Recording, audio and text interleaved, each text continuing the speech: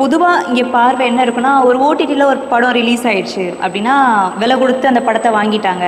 இல்லை அந்த படக்குழுவினர், தயாரிப்பாளர் எல்லாமே செட்டில் ஆகிட்டாங்க அப்படிங்கிற மாதிரி ஒரு பார்வை இருக்கும். பட் சினிமா அவ்வளோ ஈஸி கிடையாது, ரொம்ப கொடூரமானது. அது எங்களை மாதிரி நேர்மையான படைப்புகளை, மாற்று சினிமா மீது காதல் கொண்டு எடுக்கிற எங்களை மாதிரி நேர்மையான படைப்பாளர்களுக்கு எங்களுக்கு இந்த பாதை அவ்வளோ ஈஸியாலாம் இல்லை.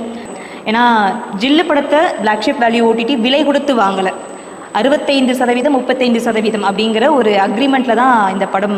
அதாவது யாராவது ஒத்தால் நீங்கள் ஜில்லு படத்தை பார்த்தீங்கன்னா, அதுவும் இல்லாமல் ஜில்லு படத்தை பார்க்குறதுக்கு அவங்க நிர்ணயிச்சிருக்க தொகை வெறும் 30 ரூபா தான்.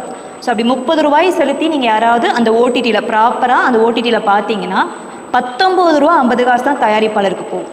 இது 1 வருட கால ஒப்பந்தம். ஸோ இந்த 1 வருட காலம் முழுக்க இப்படி 19 ரூபா 50 காசு எவ்வளோ போனாலும் தயாரிப்பாளரால் இந்த போட்ட தொகையிலேருந்து ஒரு பகுதியை கூட எடுக்க முடியாது.